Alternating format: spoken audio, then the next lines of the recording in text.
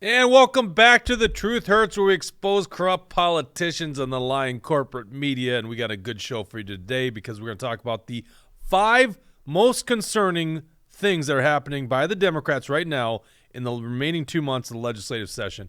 If you're not watching from Minnesota, you still want to pay attention to this because this is the front lines in this battle against the radical, globalist, leftist agenda. And this is on full display in Minnesota. They just took over basically a red state. That's what Minnesota is, right? You look at the maps. It's a red state, right? We're not some like New York City or New York or California. We are Minnesota. This state should be red. There's a lot of reasons for why it goes blue too often, but I don't want to get into that in this show. But these are the top 5 things that you need to be concerned about in the remaining 2 months of legislative session. Joining me, as always, is MAGA Jesse. How you doing? I'm doing good. You know, the Democrats have been ramrodding their socialist agenda. The Democrats have been afraid to get out of line, so they've been just passing every single thing. So it's time to look ahead and see what we need to anticipate. The fight's up ahead.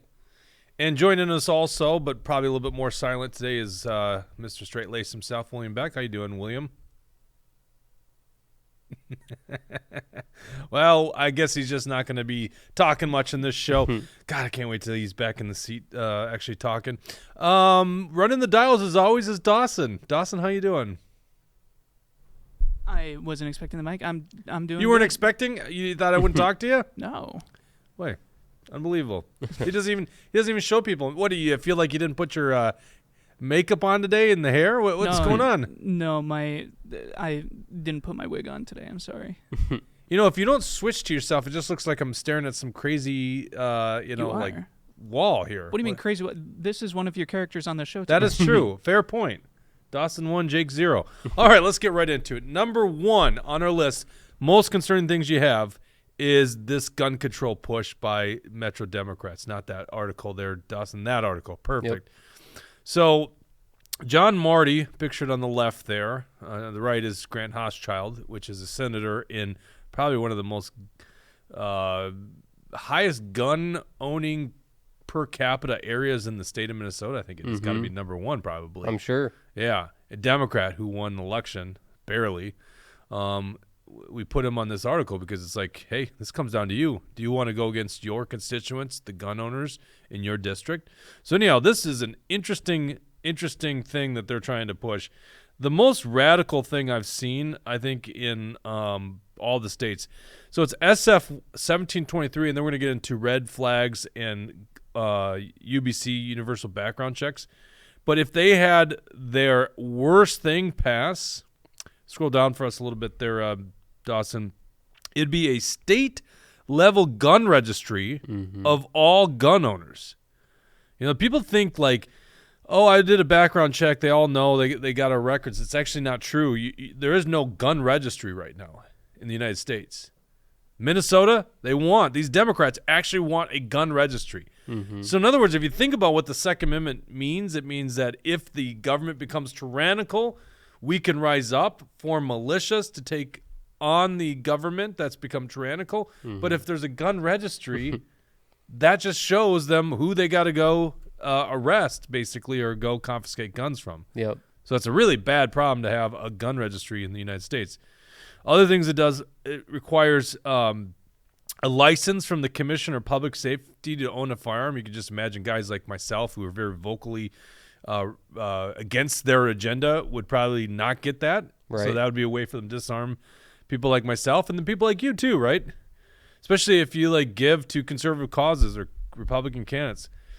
It requires you to have liability insurance if you're a gun owner, which is insane. Criminal penalties, including felonies for buying or transferring more than one firearm within 30 days, which that's utterly ridiculous. Right. And probably the worst of all this, a ban on magazines that hold more than 10 rounds and a ban on semi-automatic weapons like the classic AR-15. So this is SF 1723 in the Senate. They got a House companion bill. Where is this? This one's not moving quickly right now, right, Jesse? So what I think is going to happen is I think the legislature is splitting these ideas up into 3 separate bills that are probably going to be the ones that the Democrats are targeting, looking to do. So the first one, HF 396, that is the safe storage bill. It's utterly ridiculous. It's saying that you need to keep your gun in a safe storage location. How are you supposed to be able to use it to defend yourself if it has to be in that safe storage? Currently, it is in the Judiciary Committee for the Senate, and in the House, it's going from the Public Safety Committee to the Ways and Means Committee currently. And do you remember the bill number on that one? That is 396, HF 396. Okay. Yep, and then there is HF 14. That is the background checks bill.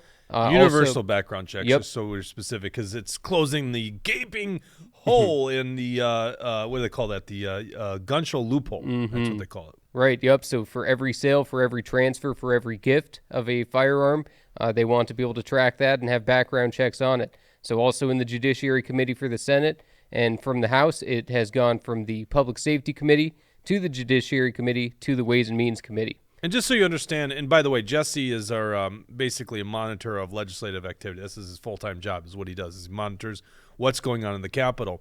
And so we'll bring that to you when these things make big moves. And I think at the end of this show, so if you hang with us, we'll tell you where we see a lot of this going. Universal background checks really pisses me off, because just as a regular firearm user, listen, the Second Amendment wasn't written for hunting, right? That's not what it was. It wasn't used for target practicing. It was meant to repel a tyrannical government. But I also, not only do I own firearms because of the fact that it's better to be able to defend yourself against tyrannical government, I also use it for self-defense, home defense, target shooting. But number one reason I own firearms is because I'm a big outdoorsman. And listen, outdoorsmen give firearms to other friends. It's not the most uncommon thing, because, a guy doesn't own a firearm for pheasant hunting or grouse hunting, right? I always argue that, grouse hunting, you shouldn't even have anything but a two-barrel shotgun, because quite frankly, getting 3 shots off at a grouse, especially if there's any leaves on a tree, is ridiculous. So I think an over-under is like the best gun for grouse hunting. I don't even own an wait. I actually own a side-by-side. Oh, yeah. I actually don't own an over-under shotgun. I really shouldn't get into telling people what kind of firearms I own on this show, but I'm pretty sure they're not coming for that one. So I don't own an over-under shotgun, which now that I think about it, let me put that in my shopping cart. Yeah. So let's say I want to borrow one from a friend, essentially, and we've seen many different versions, and of course the amendment process could change it, but they'll say, like, within 72 hours, if that firearm's not returned, then you could be committing, I think, a gross misdemeanor according to this bill. I'm putting you on the spot, but it's I think we forget which one it is. Right, I know there's a few different gun bills that are going on right now, so I can't remember if it was Marty's bill or if it's this bill that we're talking about that has that provision in there. It's bad either way, a felony or gross misdemeanor. They're prohibiting that activity. Or if I just want to sell a firearm to a friend, right, a non-relative, they want you to go through an FFL, a Federal Firearms License Holder, to transfer that weapon, which means it's a cost and in a process. Now, here's the thing about universal background checks. The criminals aren't going to follow it. It doesn't solve anything. All it does is it creates more cost and a bigger problem for me. So it's a ridiculous thing.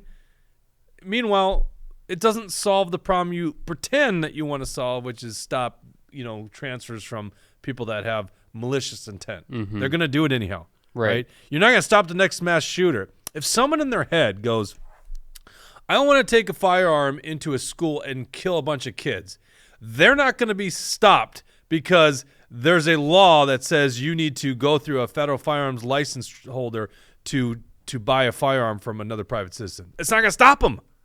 They've already, in their head, thought about the worst heinous act possible. The only way to actually stop these things is to have good people with firearms. It's the most. This is why it's actually kind of hard for them to pass gun control laws, is because the stats and the facts are all on our side. A good person with a gun is going to be the way to deter and stop bad people from using firearms. Quite frankly, you want guys like me owning firearms. But anyhow, that's universal background check. Sorry, I get really heated up on this issue. It's probably, it's so hard because number 2 is a really big one too for me nowadays. But gun control is a huge issue for me. I like talking about the economics and stuff like that, but like I am a very common user of firearms, and I'm a huge defender of the Second Amendment for its original purpose, especially.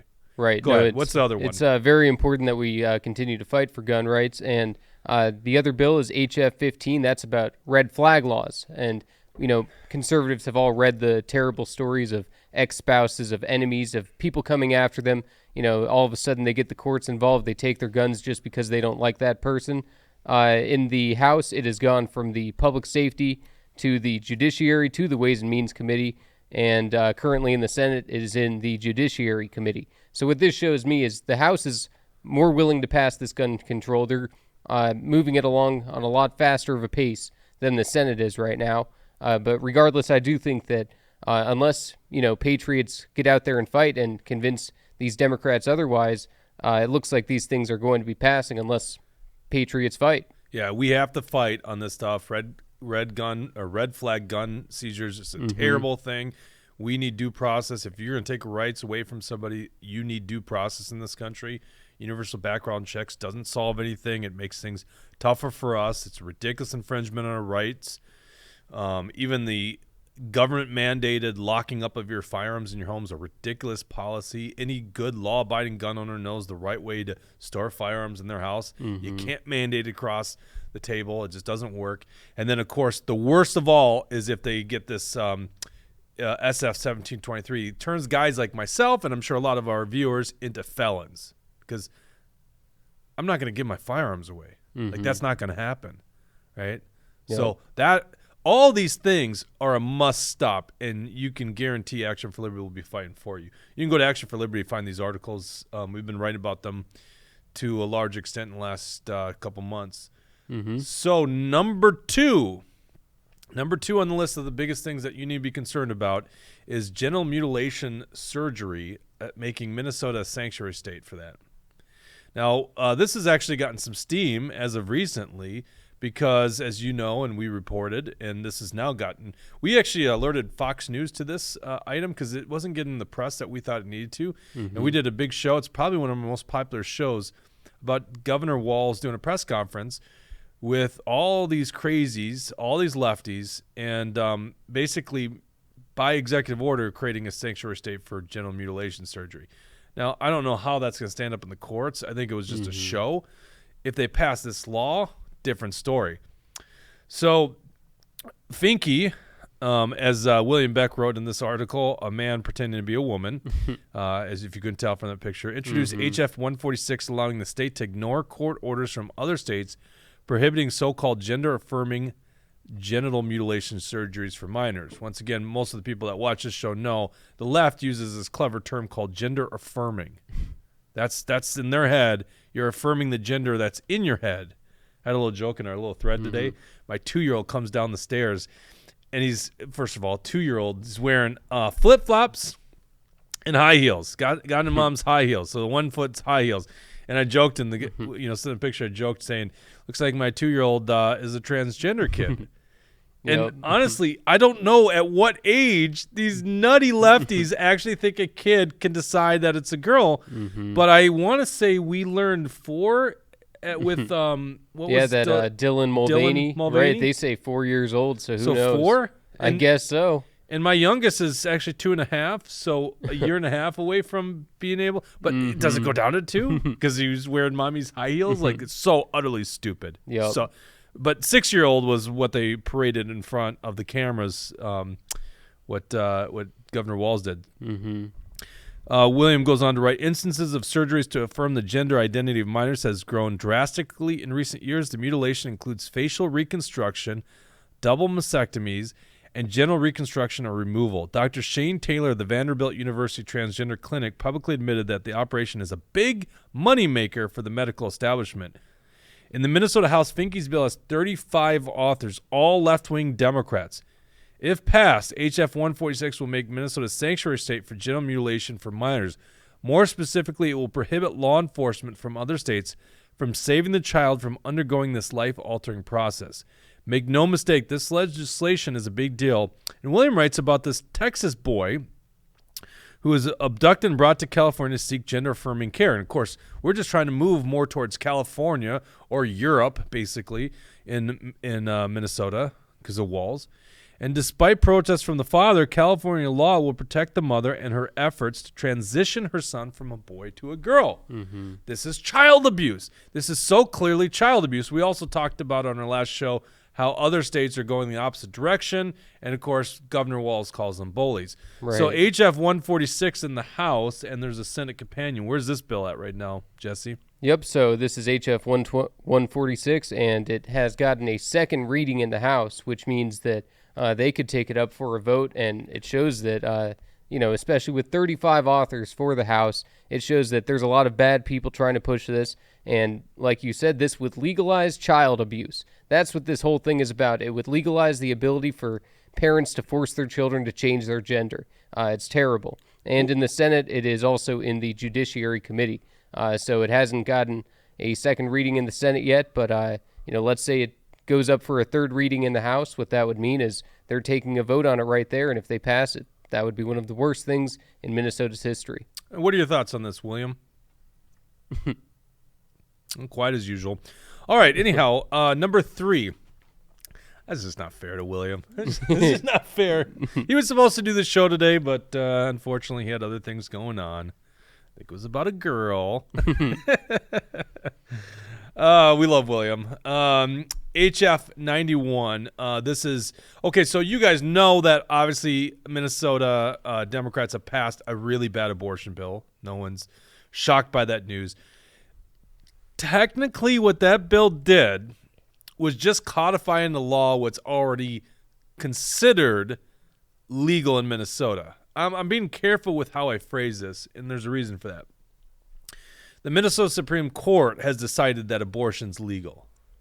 They have decided, in their nutty way, that Minnesota has a embedded constitutional right to an abortion. That's not true at all. You will not find the terms abortion in the Minnesota Constitution. I don't care if Republican Chair David Hand says so. It's not in there, okay? So this is nutty activist Supreme Court justices have decided that. There's also a judge that threw out a bunch of exceptions to abortion in the state of Minnesota. And, of course, Keith Ellison has no interest in defending the laws that were on the books. So, essentially, the courts in Minnesota have done a lot of the damage towards the unborn. What the bill that they passed, HF1 and SF1, the number one priority for Democrats in Minnesota, basically codified into law what is already being done. It's still terrible. Just saying, I don't think it changed. I could be wrong on this, but I don't think it changed really anything other than the fact that if somewhere down the road a Republican becomes governor, appoints better Supreme Court justices, or better guys get elected as Supreme Court justices, then that court might overturn the previous decision, and then, of course, this is codified in law, so it would be harder for them to do that. HF 91 is where it goes much further. It was introduced on January 5th, so basically right away, I think we started January 3rd. Is that right? Right, I think it was on the 3rd. So 2 days in, has a whopping 32 DFL sponsors. If you thought that the DFL was crazy before this bill was introduced, just wait until you see what they have to offer. Now, one thing it does is abortion's allowed in hospitals. So it's allowed in not just abortion clinics, which basically Planned Parenthood, which is the number one. It's now available in all hospitals. Which really makes me wonder, like, what that would do to staff in hospitals. Yeah. Because you got to imagine staff are pretty – boy, I really don't know the answer to this. You know, the population's almost 50-50 on abortion. Is it going to be like that in the medical profession? You know, because obviously Planned Parenthood, if they're the ones, there ain't a conservative working at Planned Parenthood, including Scott Jensen doing his that was a low blow, wasn't it? Yeah. It was turned out on the campaign trail, Scott Jensen had interned with them or done some time in 81, though it wasn't with abortions. It was women's health stuff, whatever. Yeah, low pregnancy blow. or something. Very low I don't blow, know. huh? Yeah. Ends penalties for secretly and carelessly discarding the body of an aborted baby. Taxpayer funding of abortion expand in nearly all instances. Removing parental notification requirement for minors, eliminating the word woman. I'm going to get into that. And then also ending the requirement to report the death of a woman as a result of an abortion. Let's scroll down here to it's lines 15. Go down a little bit further there, Dawson, right here. So what they're doing, and if you don't follow Minnesota law, when they're looking at a current law, which is they're referencing Section 13, Minnesota Statute 2022. It's then Section 617.22. It's called concealing birth. When there's a strike, that means it's removing a word, and it's underlined, meaning it's adding a word. Okay, follow me?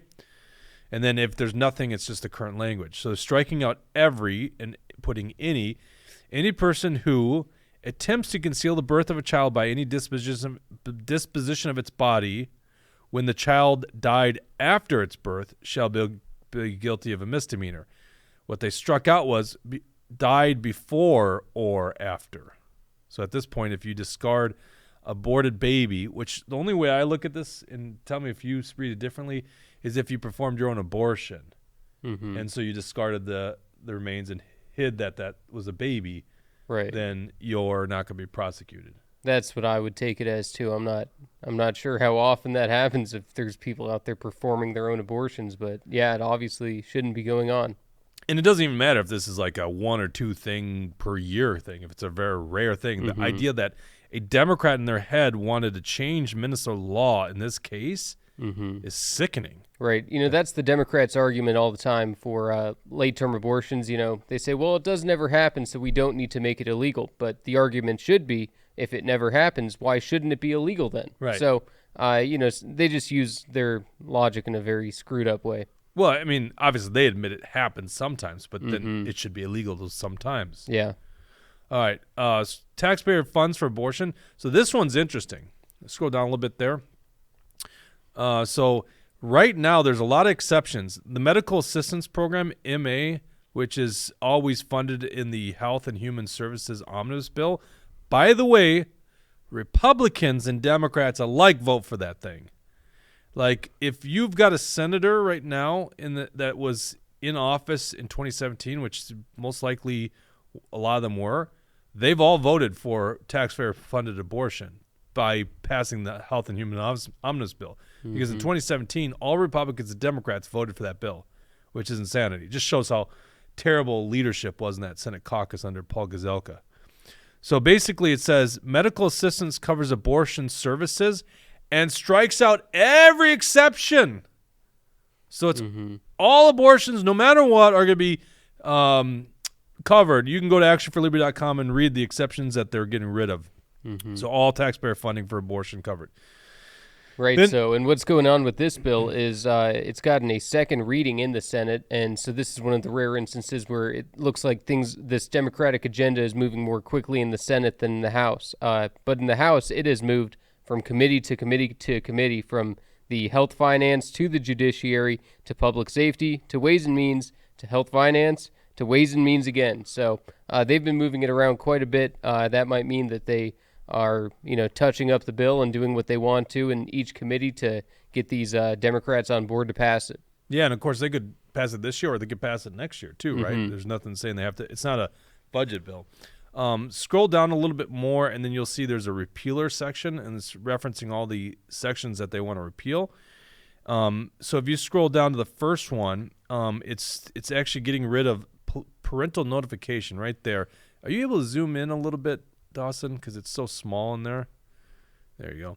What they're doing is there's a notice that shall be addressed to the parent of a minor who is seeking an abortion.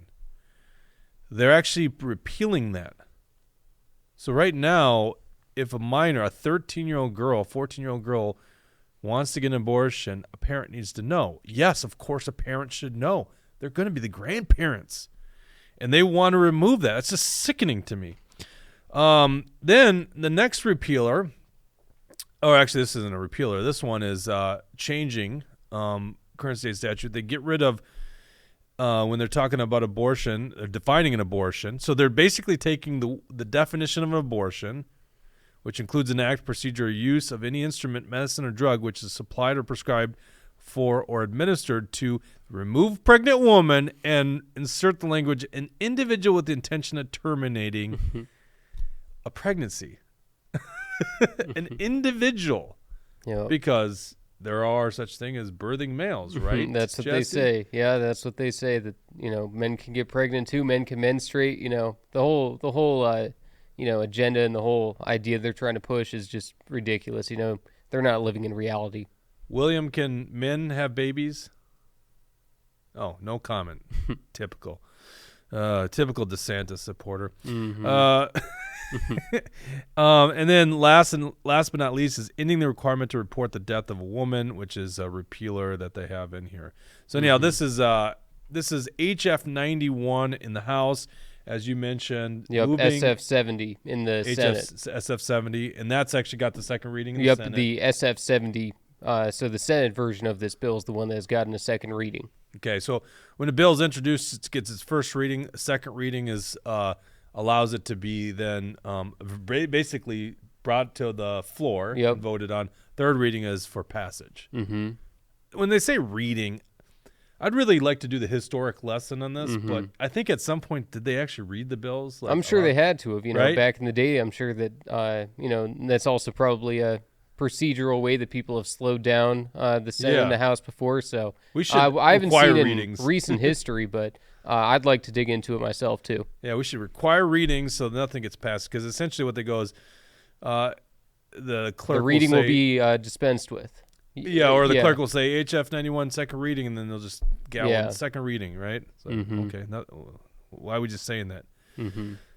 Number 4 thing you should be concerned about, moving through the legislature, and this is actually very important for people that are outside of Minnesota. They want to completely change the way we elect the president of the United States. So to actually change the U.S. Constitution so that there's no electoral college, which isn't going to happen, right? There's no way there's going to be a will by the states, because 3/4 of the states would have to ratify this thing. Mm-hmm. And really, to change the Constitution, to amend the Constitution, you either need the Congress doing it and 3/4 of the states ratifying it, or you need a constitutional convention. It's just not going to happen. Yeah, that's not going to happen where they get rid of the electoral college. So the Democrats have this very interesting backdoor way to change the way we elect a president. Currently, the states determine, or I should say technically the electors of those states, determine how to deliver their votes to Congress to make sure we, nominate a president. Mm-hmm. So they say that a state joins this compact with other states to then give the electors of that state based off of the overall popular vote. Mm-hmm. So no longer how it worked in their state, but the overall popular vote amongst the states. And there's a bunch of states that have already done this, and the magic number is 270. Mm-hmm. Now, to give you a good understanding of why the Democrats want this, Hillary Clinton, I think she had 5 million more votes. It was 2 million, 5 million, something like that, right? It was millions of more votes than Donald Trump in 2016. She won the popular vote, but she wasn't president. Newsflash, she did not become president, thank God, because we have an electoral college where we give a lot more voice to other states that don't have the big population centers, which is great, because if we just did popular vote, Chicago, L.A., New York, and the big cities in Texas and other cities in California, they get all the say. All the issues of people running for president will address the issues of the big metro areas. Yep, it strips Minnesota and Minnesotans of their voting power. You no longer have those electoral votes going based on how you voted, but it's based on how the country voted. So, you lose a real way that you can influence the national politics. It's one of the only ways that people have is by voting. And if they want to take that and make it a popular vote, then, like you said, it's giving it to California, it's giving it to New York, and we really get no say on who's the president anymore. And there's no perfect way to elect a president. I'm just going to put it out that way. But certainly popular vote, there's a reason our founders didn't want it. In fact, we're so far away from the founders. The only popular vote was actually the state or the U.S. representative, right? Because the Senate initially, the 2 senators were just determined by the state legislatures until the 17th Amendment passed. So the founders had this really interesting way. They go, let's divide our government into 3 different branches, and there's checks and balances on each branch, and then let's determine different ways that everyone's elected. So for the House, it's direct popular vote apportioned by population. The senators determined by the state legislatures, which is important because, quite frankly, then they hear the demands of those states more than they care about just the popular message amongst the people in general, which can be so corrupted, as we all know. And then number 3, and if you don't understand what I'm saying, it was a popular idea in World War II to intern Japanese Americans into camps. So that's the problem. A direct democracy is very vile. It's a very vile form of government. That's what I think it was James Madison that called democracy a vile form of government because of those very reasons. The mob can overrule, make bad decisions. So, and then the president determined by the Electoral College. Back in the day, the runner-up for president by the electors was then the vice president. We've bastardized this whole process. Now they run as a joint ticket. So, in other words, what we do, we have this separation of power. Oh, and then, by the way, I forgot, the courts were appointed by the president and confirmed by the Senate, right? So we have totally different ways to make up the branches of government. They want to keep everything the same. My God, they probably want to make a popular vote for Supreme Court justices. Would that be interesting? Probably. That would be interesting. And, I don't know if you've mentioned quite yet, but who's one of the people who is sponsoring and authoring this bill? None other than Rhino Representative Pat Garofalo. So this shows that there's bipartisan support in trying to hurt our country, trying to hurt our state. It's not a good thing that Pat Garofalo is behind this bill. And as of now, for this bill, HF 642, it has a first reading in both the House and the Senate. They're both currently both sitting in the elections committees of the House and Senate. Yep. Rhino Pat Garofalo. Never Trumper. Did you know that? Yeah, I did know that. Yeah. Yep. I'm sure you I wouldn't let that one well. slip. Yeah, of course. It is a never Trumper mentality. Okay, last but not least is the number 5 biggest concern you have is the budget. Governor Walz, obviously this is a doctored photo. Okay. I'm not telling you something you don't know. But they're with Klaus Schwab and Bill Gates. These globalists are watching this patsy, Tim Walz, push forward this agenda that they love, right? And, it's really interesting, and we've reported this on our show, that Tim Walz, who in 3 years in to being a congressman, I don't think it was even 3 years. It was like 2.5 years. Yeah. He was a really junior representative from a rural part of Minnesota, is the guy sponsoring some resolution basically honoring Klaus Schwab and the World Economic Foundation. This is back in 2010. Why on earth is that? So he's some big patsy for these globalists. Anyhow, in this bill, he does a ton of different things. Or I'm sorry, in this bill, what am I talking about? The way that the budget process works is it's going to end up coming down to a bunch of different bills that get put together in omnibus bills, right? Democrats at one point, I think, argued, why is this not opening for me? I'm sorry, I'm trying to get this open on my computer. I'm just going to have to copy and paste. So I wasn't prepared here, and I don't want to read off that screen over there.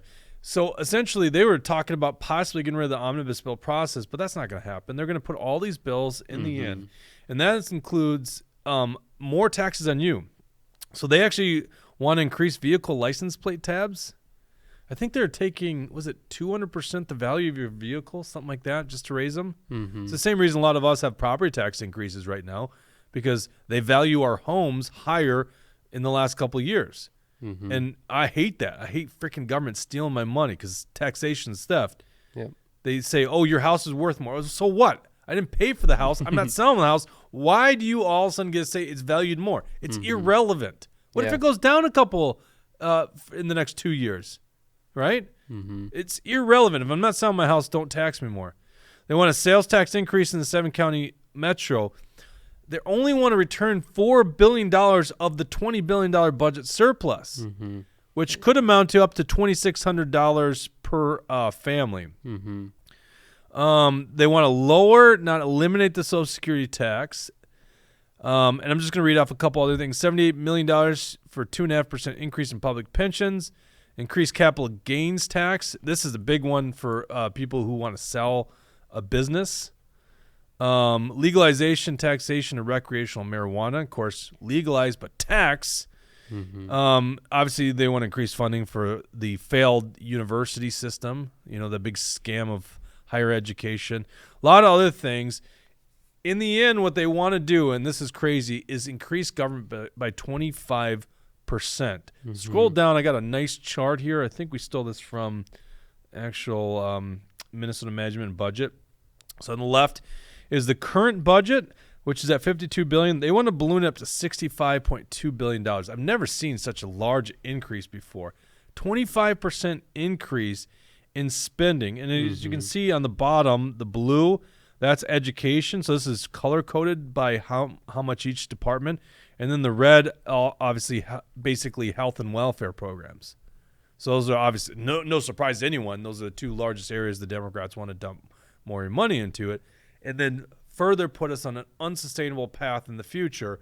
But right now, we have a temporary surplus, and so they're acting like drunken sailors.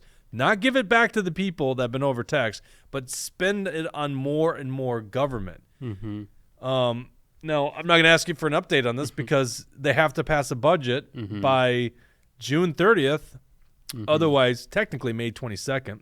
I forgot to mention, we're bringing you this show today because it's about 2 months away from the end of the legislative session. They have to adjourn on May 22nd.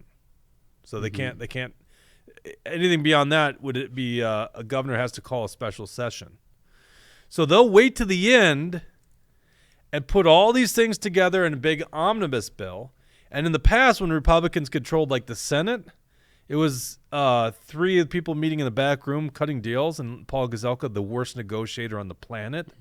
Like he pretends like he likes Donald Trump, but certainly doesn't understand Trump's art of the deal. Yeah, no, he's not a real Trumper. You can just tell when someone is and someone isn't. He's totally the swamp, totally the establishment. Yeah, he's like Minnesota's Mitch McConnell, right? That's a good example. I'd leave the guy alone, but the guy keeps opining on issues these days, so it's like, all right, you still want to be in the forefront. So anyhow, they would all meet, and then they'd emerge, and they'd throw these bills out there. None of these people read them, and then they would all vote for them because leadership told us to do it. And that's how we continue growing government. Democrats now have full control. They're going to go meet in the background. They're going to be like, well, how much bigger do we want to make it? And maybe the Senate goes, I got a couple members that can't go that crazy. Hopefully. I don't know. So it's almost impossible to stop them from passing a budget. There's nothing going to stop them getting in the way. Yeah. What we're most concerned about is in the process of throwing these big omnibus bills at Minnesota legislators, what kind of policy stuff do they sneak into there? Do they sneak in gun control in the public safety bill? Do they sneak in this abortion stuff in the Health and Human Services bill? That's the thing we need to be concerned about. So this is why the budget, despite the fact that they're going to pass a 25% increase to government, there's other big concerns that we have in those four things that were included in the beginning. Now, quite frankly, Minnesota Article 4, Section 17 of the Constitution says that every bill needs to be single subject, and that subject expressly written in the title. So they can't do this legally. But the courts are terrible. They have decided, I don't know how you can misread that statement in our Constitution, but they've been able to interpret it so that they allow this behavior to go forward. But can you imagine them actually adding that shit to this language? Like, that's chaotic, and that's something that we will stand against. So we will bring that to your attention if that does happen. But our idea is to kill all the four items we mentioned beforehand, and then if those items get entered into the governor's budget or the Democrats' budget, to kill that. There you go. Those are the 5 top concerns we have for the remaining 2 months of the Minnesota legislative session. And once again, if you're not from Minnesota, don't live in Minnesota, or one of the many people that used to live in Minnesota and now are watching from Florida, Mark, I'm talking about you, Don, all you guys. Yes, this is concerning because this is going to go other places, right? These leftists, when they win other states, this is exactly what they're going to do. And I've been tracking this for a long time. I remember the trifecta in Minnesota in 2013. It's a completely Democrat party. So let's say you live in Florida. Right now, things are going well with the Republicans in Florida. But in 10 years, maybe Democrats take control. What's the Democrat Party going to be like in 10 years in Florida? Right? That's a concern.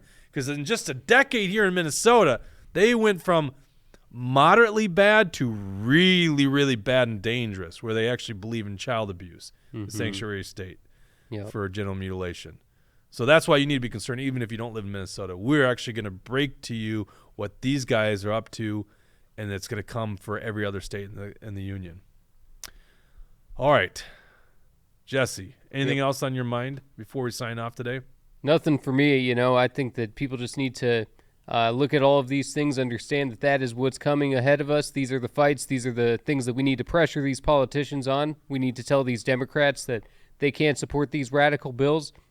And we need to tell the Republicans that they're rhinos if they get behind these bills. So hold everybody accountable. Call up your politicians and see where they're at on these issues. And we'll report just regular check actionforliberty.com. If you're on our email list, we'll be alerting you. I mean, the next 2 months are going to be everything, right? It's going to be big. We're going to be working full time. We have guys out in the field. We have a lot of things going on. We also have something happening tonight in Isanti County that will break to you guys. A little resistance to the gun control measures that are happening both in the federal government and the state. So that's something we'll talk about probably on Thursday. Or are we coming back on Friday? I think we're doing a special show on Friday instead of Thursday. We had a little messed up agenda. We actually originally had an interview with someone that was on January 6th, but that fell through last minute. So we're trying to make up on that. So our programming schedule is a little changed right now. And, of course, there's some other big news that might happen that might also change our schedule. So, anyhow, stay tuned. Be flexible. I think you guys like being flexible. We'll let you know plenty of time when we're going to be back. Anyhow, thank you very much for tuning in, and we'll see you next time.